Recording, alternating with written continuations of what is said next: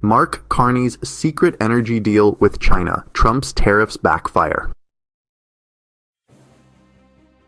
Trump's 2025 tariffs were designed to fortify American industries, but the policy backfired spectacularly north of the border. Rather than bending to U.S. pressure, Canada found itself backed into a corner, one where Beijing's outstretched hand suddenly looked like the only way out. The ripple effects transformed what should have been a simple trade dispute into a geopolitical chess match, with Ottawa making moves that would have been unthinkable just months earlier. Now, as supply chain twists into new configurations, America's protective measures may have inadvertently redrawn the continental economic map, pushing its closest ally straight into China's waiting arms.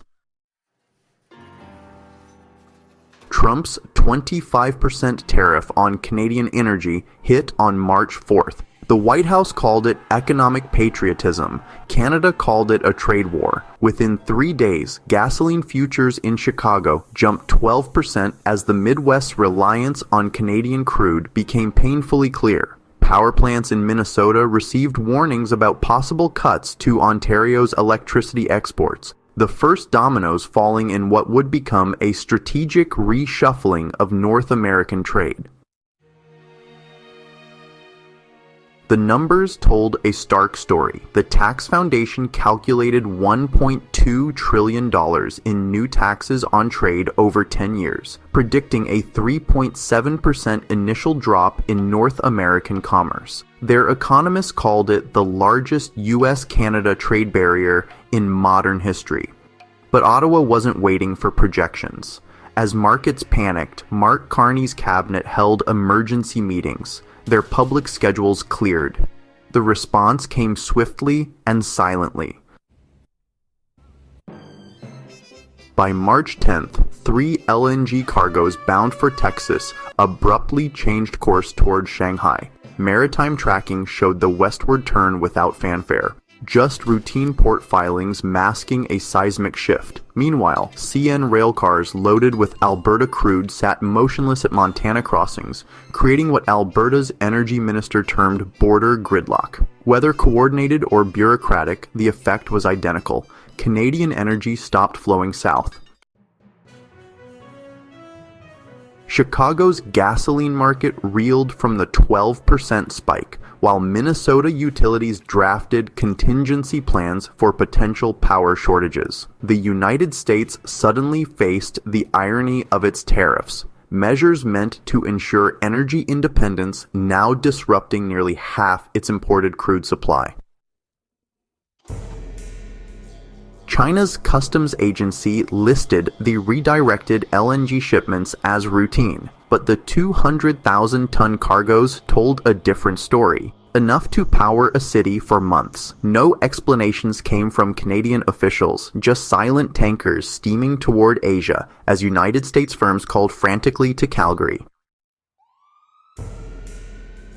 The White House had expected negotiations. Instead, they got rail cars gathering dust at the border, LNG vanishing toward Shanghai, and American energy markets scrambling. What began as tariffs ended as a quiet lesson in global trade. When one door slams shut, others swing wide open. While Washington argued over farm subsidies in March 2025, Carney's team worked quietly in Beijing.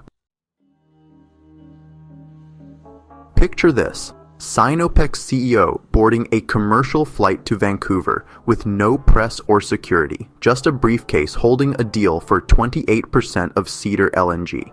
That stake gave China control over nearly a third of Canada's newest energy project.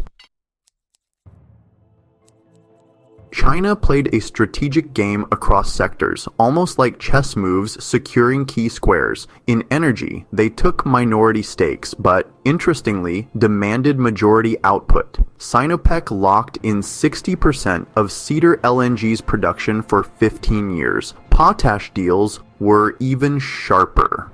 Sinofert's 17% options on Saskatchewan's fields guaranteed China 3.4 million metric tons annually, at prices 6 to 8% below U.S. competitors.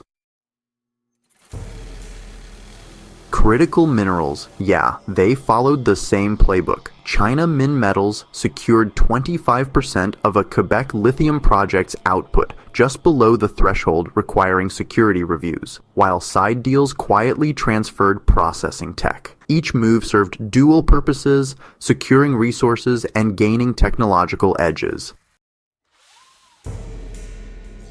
The infrastructure told the real story. BC Hydro's grid upgrades in Prince Rupert matched LNG Canada's expansion timeline, reserving 1,200 megawatts, enough for a Chinese-designed liquefaction plant. Procurement leaks showed standardized Shenzhen equipment heading to Alberta mines under Huawei Smart Mine contracts.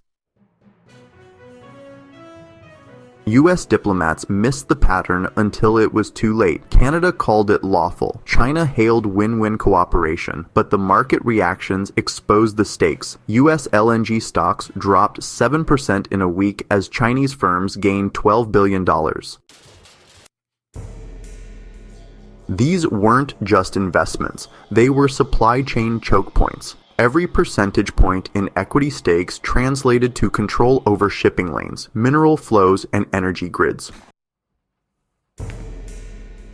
Like a chess master, China positioned its pieces where they'd matter most when the game tightened. And by the time Washington noticed, the board was already set. The briefing landed on General Van Herk's desk at NORAD headquarters in Colorado Springs with no warning.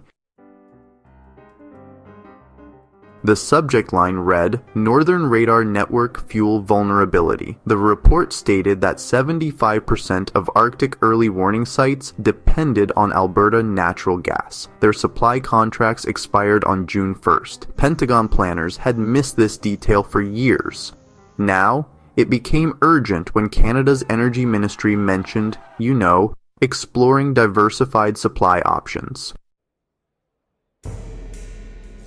China moved swiftly with a comprehensive offer, low-interest loans through China Development Bank, and turnkey construction by Sinopec subsidiaries. The catch? Chinese contractors would maintain the infrastructure.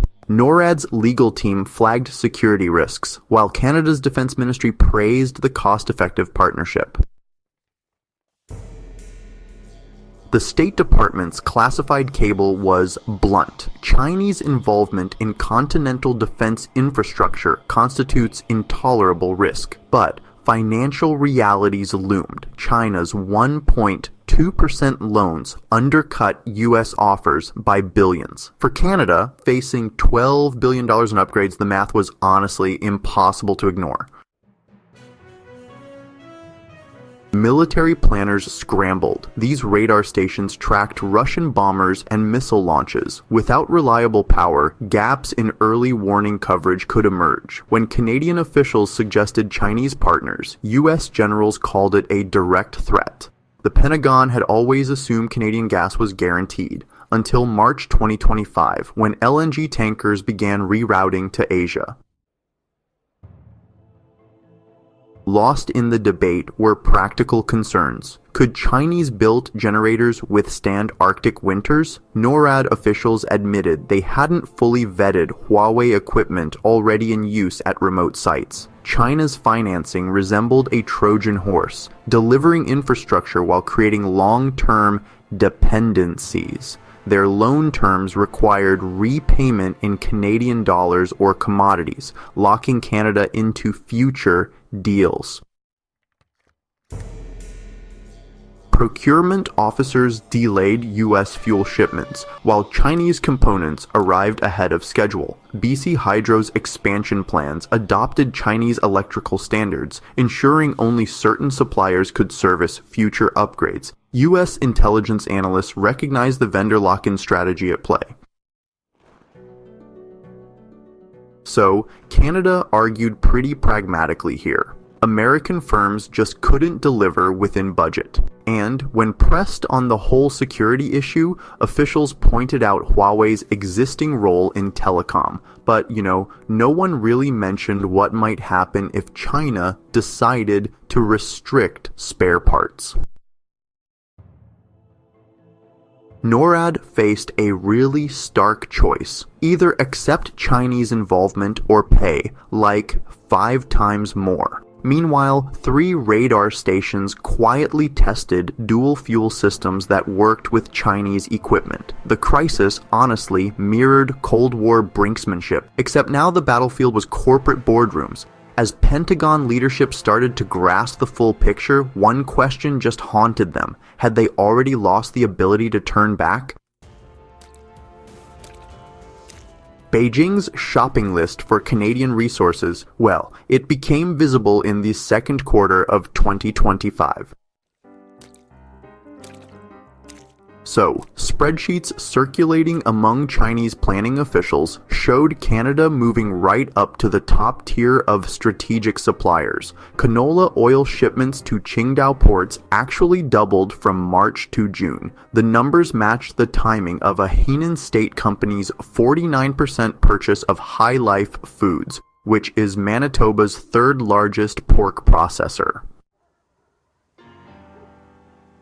Food security, well, that really drove China's agricultural moves. The High Life acquisition gave direct control over 12% of Canada's pork exports, and shipping manifests showed 90% reaching China within just a few months. Canola shipments followed suit, with Viterra reporting a 200% export spike to China during the tariff period. Bulk carriers left Vancouver loaded at maximum draft, with buyers paying premium rates for immediate delivery.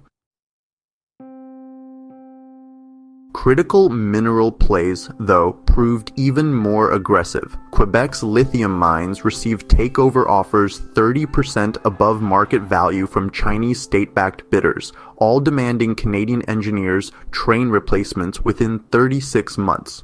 Northwest Territories' rare earth permits specified raw ore shipments, just bypassing domestic refining efforts. Meanwhile, graphite became a silent battleground. BYD, Calb, and Eve Energy locked up 70% of Canada's production through 2030, focusing precisely on anode-grade material. The helium grab in Saskatchewan raised fewer alarms, but honestly carried deeper implications. Sinopec's Steveville plant purchase included subsurface rights within 50 miles, edging China toward 90% control of semiconductor-grade helium, a quiet chokehold on tech manufacturing. Every deal hid identical clause in Section 14B. Technology transfer for sustainable extraction methods. CNPC's Athabasca stake deployed AI cutting bitumen steam needs by 40%, while undisclosed data pipelines fed Beijing research centers. Huawei's smart mine systems at Tech Resources Frontier site collected operational data through Shenzhen servers, with hidden secondary channels later discovered. The pattern crystallized. Canada wasn't just redirecting trade, but, in fact, being woven into China's supply chain architecture. Treasury officials would later count 73 unreviewed technology transfers across 19 sectors. The Pacific cargo ships carried more than just resources. They transported the very methods of production, piece by unnoticed piece. What began as commodity purchases had become something far more consequential, though honestly the full ramifications wouldn't surface until much later. The White House expected Canada to buckle under Trump's tariffs. Instead, Carney handed China the keys to North America's energy supply chain. U.S. officials see strategic resource capture disguised as so-called market corrections. The Trans Mountain Pipeline now feeds Asia, and LNG Canada races to complete terminals for Chinese buyers. Here's the chilling reality. We're watching Canada lock its doors after inviting an unpredictable guest inside. These contracts can't be undone. The ships have sailed. Will Washington even recognize the stakes before Chinese-built generators power our Arctic defenses? Hit subscribe. This silent revolution won't stay quiet for long.